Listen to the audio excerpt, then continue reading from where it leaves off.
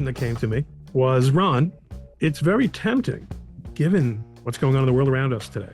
And I'm recording this on the 8th of October, the day after the one-year anniversary of the attacks in Israel, the pogrom that was celebrated by thousands, at least. People celebrated mass murder, but also all the other things. The idea that you have someone like Kamala Harris in a position to become president, very possibly, and just the overall decline of things. Ron, what makes you the most pessimistic? And if there's anything that makes you optimistic, what makes you the most optimistic? And that is a challenging question. The problem in answering that is, at what level of detail do I have to answer it? If I just say the decline in moral understanding in the West, would that just be too broad? Well, it's my show. I think it's probably the right answer because everything else flows from it. We are in a time where nihilism has really taken hold of people's worldview. There is very little in the way of moral consensus on almost anything. People politically use morality as a bludgeon against their political adversaries, but very little in terms of establishing a moral order, a coherent, internally consistent moral order that they themselves will adhere to.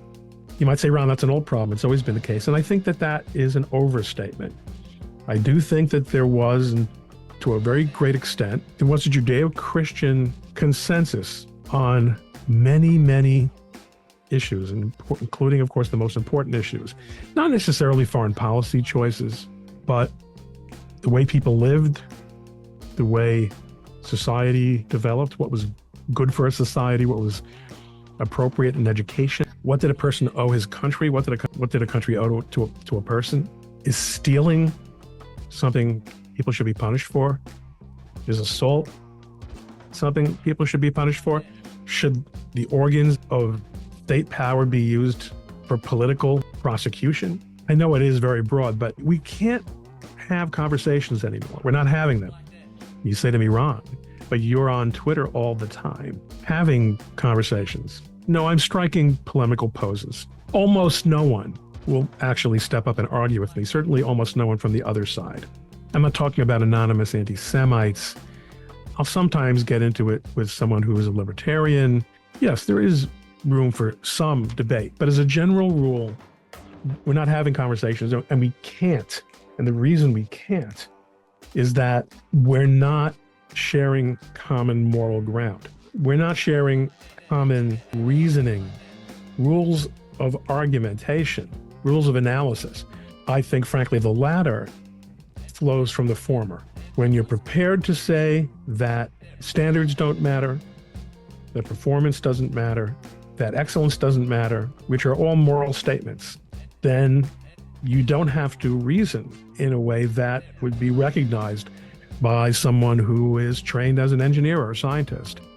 Forget about a lawyer. And I worry that more and more people who are in the position of deciding legal questions are unable to do so, and in the future will be utterly unable to do so because everything is so politicized and so little is framed by a shared moral universe that it's simply turning into a matter of the assertion of power. Think of the quote from 1984, if you want a picture of the future, imagine a boot stamping on a human face forever. It is very distressing how many people are comfortable with that and that face will never be their face. And that, by the way, is the lowest moral level. If we only say that my concern for moral conduct is whether I will end up ultimately being affected by immorality, by cruelty, that's a very low level. We should not want to impose cruelty on anyone, regardless of whether we're at risk ourselves. That's what being humane means. I'm pessimistic about this trend because so many people have lost faith.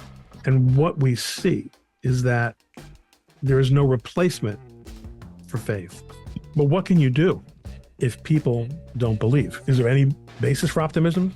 There is, and it would be easy for me to merely say that notwithstanding everything I just said, that I'm optimistic about the future precisely because I do believe